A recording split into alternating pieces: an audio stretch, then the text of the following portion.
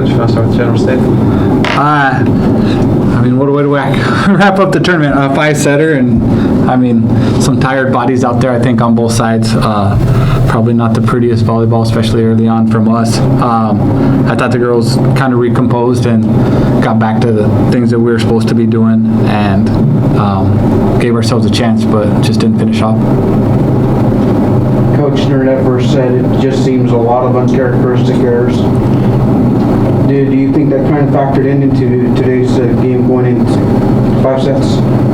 Yeah, for sure. I mean, we were really bad in set 1 and 2, and I thought we got away from the things we talked about. I know I talked to you guys on Friday about things that we had worked on during the week, and set 1 and 2, we looked like the team that played here on Tuesday night and not the team that played here on Friday. So I think it was good to see the girls go back to their responsibilities and trusting each other a little bit more after sets 1 and 2, and I think that's why we gave ourselves a chance to win at the end.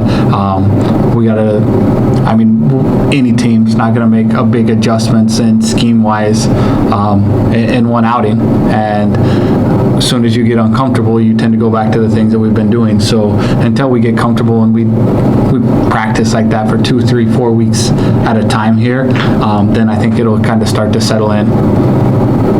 Was there any fatigue in today's game from last night's game versus Washington State? I think there was a lot of fatigue on both sides, to be honest with you. I mean, it's the end of preseason.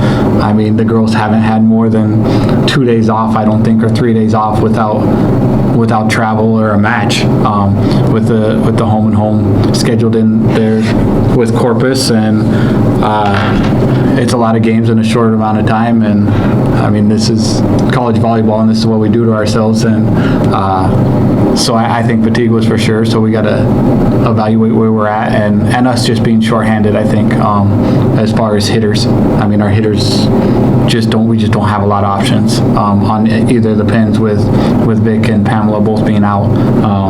We expect them to start practicing on Monday and working themselves, being ready for WAC play, and that was kind of the plan all along, especially with Pamela, was to get her ready for WAC play, and Vic kind of had the setback in A&M, but she was out there after the match tonight taking swings, so that's a good sign.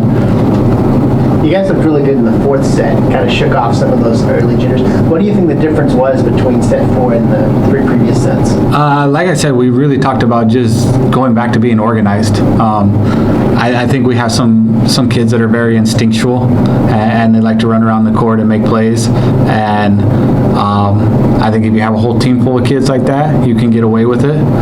If you have 1 or 2, then people start not knowing what their responsibilities are and those kind of things, and I really thought that everybody just settled down and, okay, this is my job and I'm going to do it really, really well, instead of trying to do everything okay. And I thought that, Sarah settled into her job in set 4 and did really, really well.